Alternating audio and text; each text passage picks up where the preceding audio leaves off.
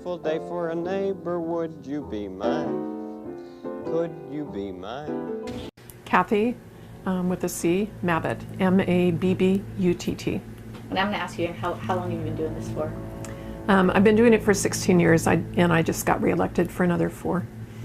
So what is it that, or I guess, when did you get the call on Sunday? I got the call just a few minutes after noon that there were 4 homicides, but I didn't go to the scene because of law enforcement doing their investigation first. So I didn't actually go to the scene until about 5 or 5:30. Can you walk us through, like, for our viewers, kind of the process between when police show up and then you guys getting the bodies and doing your examinations? Sure. Well, law enforcement goes through and looks for any evidence, takes videos and pictures of everything in there, and they'll start talking with people. So I don't really need to be there for that. They can't move the bodies. I mean, the bodies have to stay as they were until the coroner gets there. So that's what my job is, to look at the bodies. As a coroner, do you guys do? Welcome back, and thank you for coming back. I am Roz of Roz Night, Squeeze the Quo. I know I said I was going to do a part 2, but after finishing part 1 and listening to Ann Burgess and David Brucato on how that this homicide, even though MPD said there was no signs of sexual assault, does not mean that this homicide and homicides were not sexually motivated. It could definitely be a sexual homicide, and there are certain aspects that constitute it to being that. So what I'm going to do is, first we're going to look into the coroner and her role, and I will be looking and going through papers that differentiate between sexual homicides versus non-sexual homicides, and you can go ahead and make your own judgment on that. But I'm bringing up the coroner first because this kind of sets the scene, the tone of how this case is going. And I will also look into Officer Payne's affidavit and how it was written and the words that were used to describe. Because in order to know the nature of this crime, you need specifics in order to catch the proper perpetrator. Because if you do not set the scene correctly or use the information correctly that you are seeing and documenting, then the possibility of you getting the actual perpetrator is in jeopardy.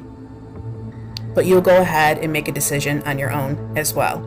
I'm just going to present to you how the affidavit was written and the papers on what constitutes a sexual homicide versus a non-sexual homicide. Because as you remember, or if you do not, David and Ann both said that even though there was no sexual assault, as MPD said, it can definitely show signs of a sexual homicide by the use of weapons such as these stabbings. And if you know anything about violence against women and men, when people say it's a crime of passion, which is a horrible way of saying it, choking, physically beating, those are signs that it was a sexual homicide.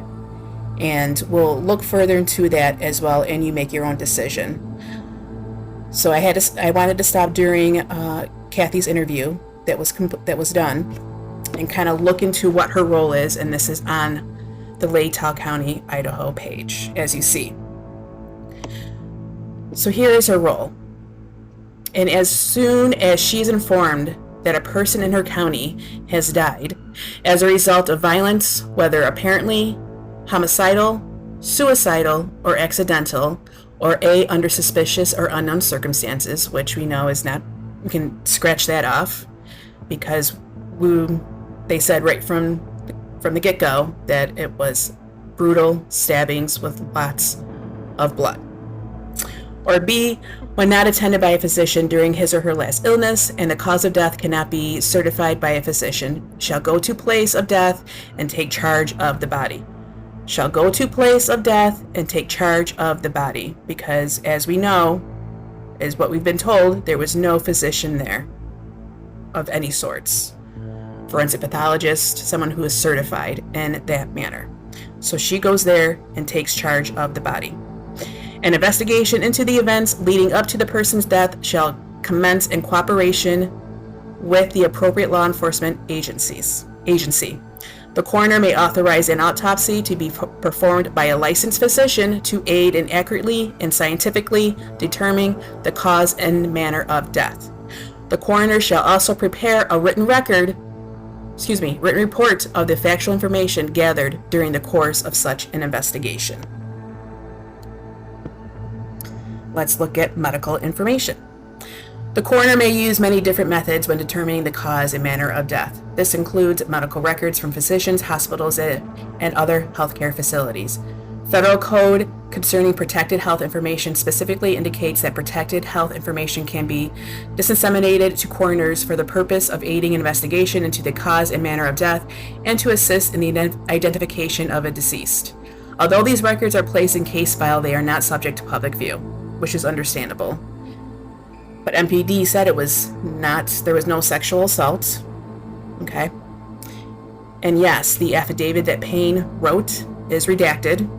So it'll be interesting to see if and when the trial occurs. So let's go to personal property, because people were talking about that. The Latau Coroner's Office, in conjunction with law enforcement, may collect personal property that is determined to be evidentiary value for safekeeping. Real property, such as residential dwellings, buildings, or automobiles, are sealed or secured until the legal next of kin is identified. In most cases, property determined not to be of value to the investigation will be turned over to legal next of kin. Prescription medications or contraband will be disposed, destroyed, or turned over to law enforcement officials. Now, we are aware that it's a party house, and there are people out there saying that it was a shakedown. So it would be interesting to see if there's any documentation of that moving forward. Let's look at law enforcement. Law enforcement responds to all emergency calls and are often the first to arrive on scene. Their experience, training, and resources that are available to them enable the coroner to carry out as complete of an investigation as possible. So LE, law enforcement, is there with their background to enable the coroner to carry out as complete of an investigation as possible. As we've been told, Ali was there for several hours before the coroner was allowed in the house. So she is supposed to be in control of the bodies. Right here, as we saw. And they are there to help enable the coroner to carry out the completion of the investigation as possible. And a lot of people were alerted how EMT was there because of the phone call, the 911 call of an unconscious person. So EMT is there to help facilitate, which they were not allowed to be in the house as well. So I'm going to go into further about this investigation with the papers of a sexual homicide and a non-sexual homicide. I gave a warning that explicit language will be used. I feel it's important to talk about it in that way. It's unfortunate that these types of investigations, as well as others, are basically sensationalized in the media. Therefore, I feel that as a teaching point, of a way of educational purposes, we should be able to mention the mentionable and the unmentionable in order for this to get the proper justice for these 4 victims, because they are the victims here. Their families are the victims here. They're the victims, their families are the victims. And in order to make sure that this investigation was done properly and that the right perpetrator is under custody, you have to look at the reports. And as I said, I'll be looking at the affidavit and looking at those papers, and you can make your own conclusion, your own judgment on that. So thank you for watching. Please like, share, subscribe, hit the buttons, you know what to do. And please enjoy the rest of the video. I may be splitting them apart because as I'm talking to you and thinking about what's happening and what I have unfolded and looked into, it's going to be a couple different parts just for myself personally because it's a lot. And as I've learned and read these papers and saw the affidavit, it's painful.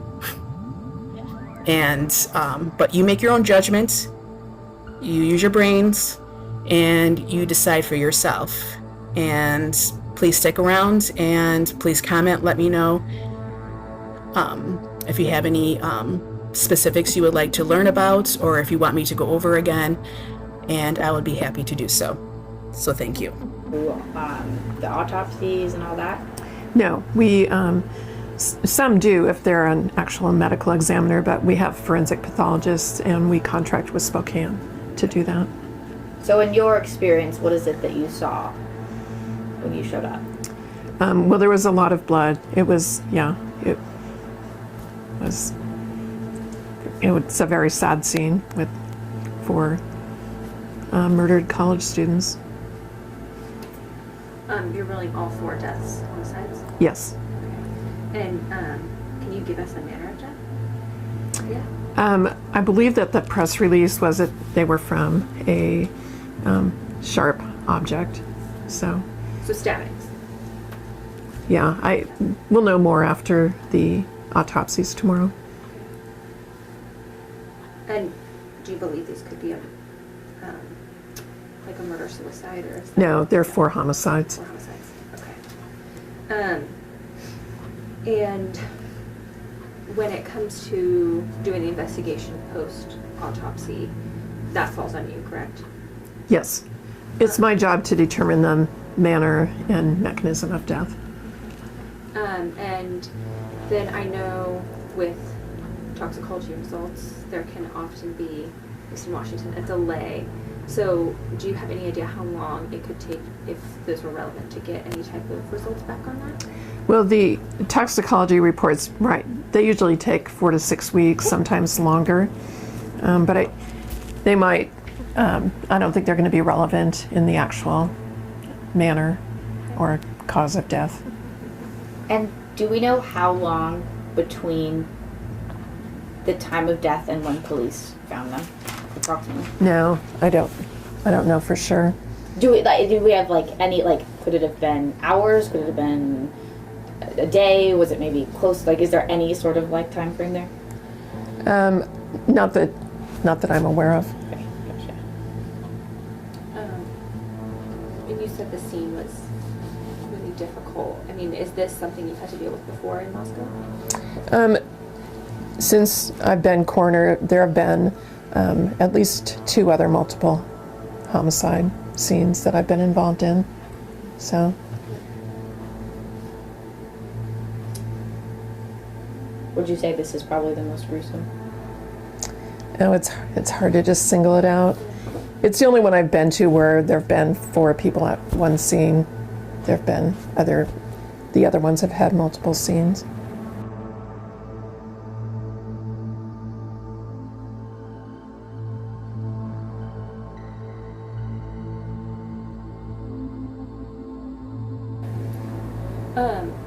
And was anybody else injured, like any non-deceased people? Not that I'm aware of, but I wouldn't necessarily be notified either. Okay. I didn't know if that was because the injuries could be similar, it might matter to you. Oh, But, right. Okay. Were the deceased all in close proximity to each other, or were they in different rooms? I don't know that I can discuss that.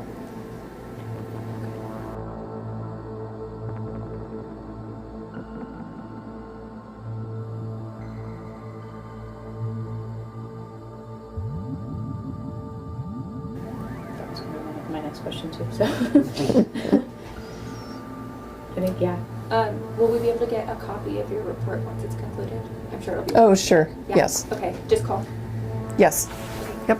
Thank you. Do you know what the time frame for that will be? It just depends on how relevant the toxicology report is, but Oh, okay. So- Okay, so it was like the 4 to 6 weeks. Then. it could Okay. be. Gotcha. Yeah. Thank you. You're welcome. Yeah, Okay, thank you. We appreciate it. sure.